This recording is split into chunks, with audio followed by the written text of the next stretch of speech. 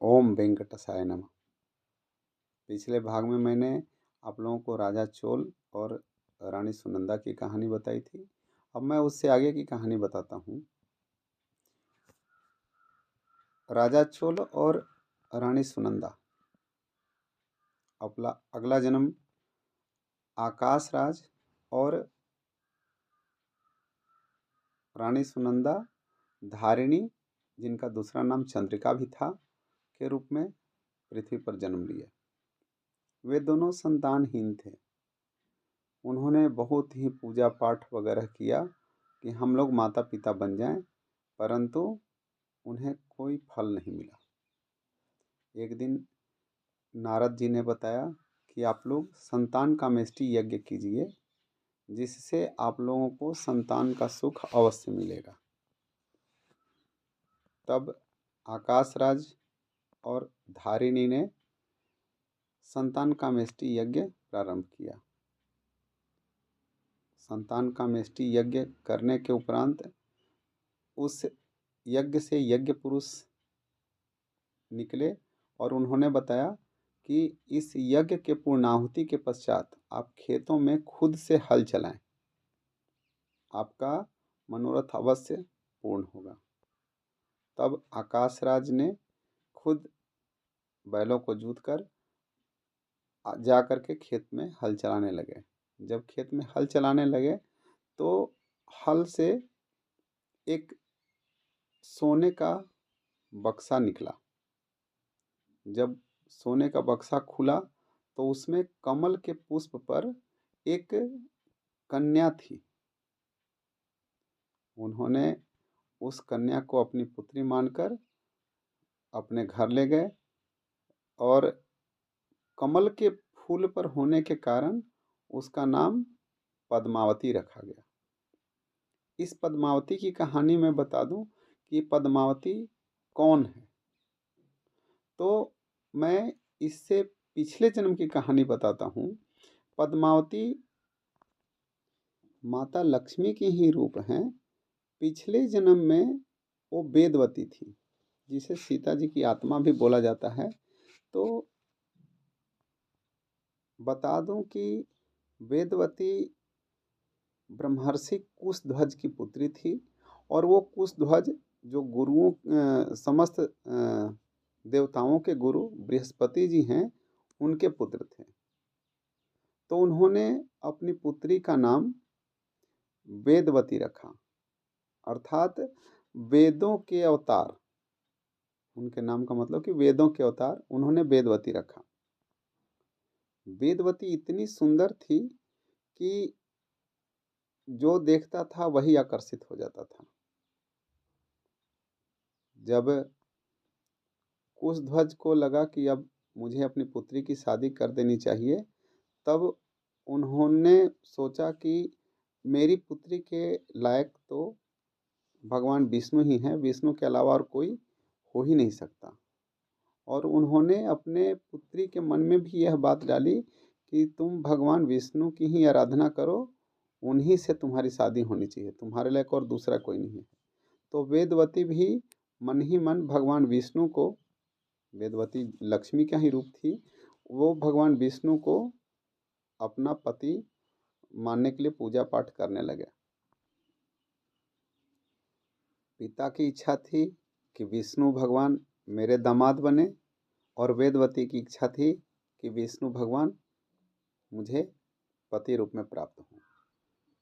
इस कारण से जितने भी राजकुमार अपनी शादी का रिश्ता भेजते थे, वे सभी के शादी के रिश्ते को वेदवती के पिता ठुकरा देते थे। इससे बहुत सारे राजा राजकुमार खुद को अपमानित भी समझते थे। एक दिन एक राजा शंभु थे। अमावस्या की रात में उन्होंने क्या किया कि वेदवती के पिता कुशध्वज को मार दिया। राजा शंभु ने वेदवती के माता पिता दोनों को मार दिया, परंतु वेदवती का निश्चय दृढ़ था कि मैं विष्णु से ही शादी करूंगी। तो वो भगवान विष्णु की ही पूजा पाठ करती रही। एक दिन आकाशवाणी हुई कि तुम्हें विष्णु भगवान पति रूप में अवश्य मिलेंगे, परंतु इस जन्म में तो नहीं मिल पाएंगे। अगले जन्म में जब तुम आकाश राज और धारिणी के पुत्री के रूप में जब जन्म लोगी, तब तुम्हें विष्णु भगवान पति रूप में प्राप्त होंगे। एक दिन पूजा पाठ कर ही रही थी कि एक राक्षस आकाश मार्ग से देखा कि बहुत सुंदर कन्या पूजा ध्यान कर रही है, ध्यानस्थ है। तो वो आकर के उसने उससे शादी का प्रस्ताव रखा, परंतु उसने ठुकरा दिया और बोला कि मैं भगवान विष्णु से शादी करूंगी, मैं किसी और से शादी नहीं कर सकती। इस पर उसने उस कन्या का, वेदवती का अपहरण करने का कोशिश किया, उसके बाल पकड़ लिए। तो वेदवती ने अपने बाल को खुद से काट डाला और बोली कि तुमने मुझे अपवित्र कर दिया, मैं अब जीने के लायक नहीं रही, और उसने खुद से अपना प्राण त्याग दिया। वही वेदवती अब आकाशराज और धारिणी के यहाँ पुत्री रूप में, जिसका नाम पद्मावती हुआ, जन्म ली। ये पद्मावती तो आकाशराज को खेत से मिली, परंतु जो यज्ञ का फल था, यज्ञ के फल के रूप में आकाशराज को एक पुत्र भी प्राप्त हुआ, जिसका नाम वसुधाम था। पद्मावती का उल्लेख रामायण तथा चैतन्य चरितामृत में भी मिलता है। चैतन्य महाप्रभु दक्षिण भारत की यात्रा पर निकले थे। दक्षिण भारत की यात्रा के दौरान उन्हें एक ब्राह्मण मिले। वो ब्राह्मण बहुत ही शोकाकुल लग रहे थे। तो चैतन्य महाप्रभु ने पूछा कि आपके इस शोक का कारण क्या है। तब उस ब्राह्मण ने बताया कि माता सीता का जो रावण ने अपहरण किया था, उस कारण मैं बहुत दुखी हूँ, और मेरे शोक का कारण वही है। परंतु आप कल मेरे यहाँ आकर प्रसाद ग्रहण करें, आप मेरे यहाँ भोजन करें। उनकी विनती को स्वीकार कर चैतन्य महाप्रभु दूसरे दिन उस ब्राह्मण के यहाँ भोजन पर गए। दोपहर बीत गया, परंतु उस ब्राह्मण ने अभी तक कुछ भी नहीं बनाया था। तो चैतन्य महाप्रभु ने बोला कि आप कुछ बना नहीं रहे हैं खाने के लिए, तो प्रसाद कैसे खाएंगे और मुझे खिलाएंगे। तब उस ब्राह्मण ने बोला कि मैं सीता जी के अपहरण के कारण बहुत दुखी हूँ, मुझे तो मर जाना चाहिए, जबकि यह बात करोड़ों वर्ष पूर्व की थी। इस पर चैतन्य महाप्रभु ने उन्हें समझाया कि इतना परेशान होने की कोई ज़रूरत नहीं है, क्योंकि रावण ने सीता जी को छुआ तक नहीं था।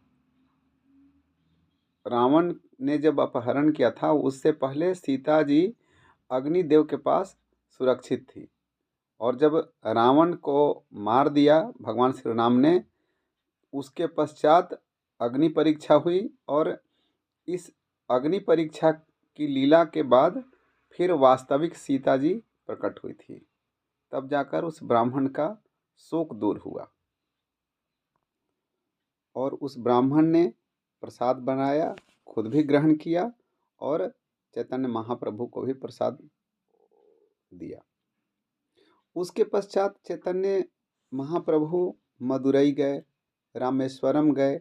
वहाँ पर उन्हें ग्रंथों में कूर्म पुराण मिला। उस कूर्म पुराण में भी यही वर्णन था जो उन्होंने उस ब्राह्मण को बताया था कि किस तरह से सीता जी रावण से बहुत दूर रही, रावण ने सीता जी को छुआ तक नहीं था। बात हम लोग कर रहे थे पद्मावती के बारे में।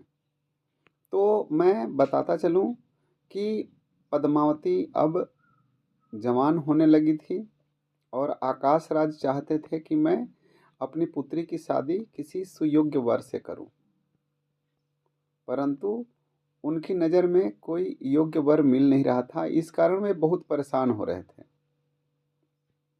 एक दिन वे अपनी रानी से, पत्नी से ये चर्चा किए कि आखिर मैं अपनी पुत्री की शादी करूं तो किससे करूं, इसके योग्य कोई वर भी तो मिलना चाहिए। तब नारद जी ब्राह्मण का वेश धर के पृथ्वी पर आए और उन्होंने बताया कि ये पद्मावती माता लक्ष्मी की ही रूप है और इसके लिए विष्णु भगवान ही वर होंगे, दूसरा कोई और नहीं हो सकता।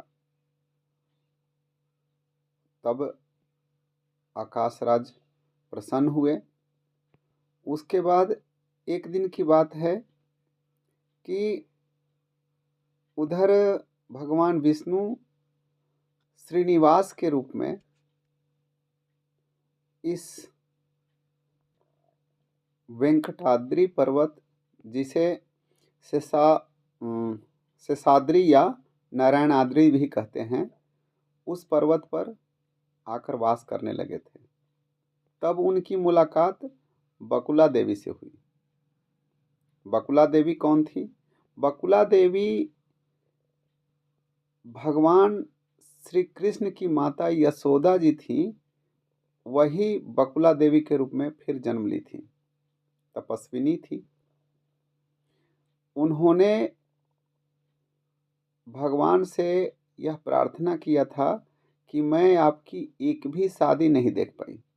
आपकी 8 रानियां हैं, फिर 8 शादी आपने किया, परंतु मैं आपकी एक भी शादी खुद से नहीं देख पाई।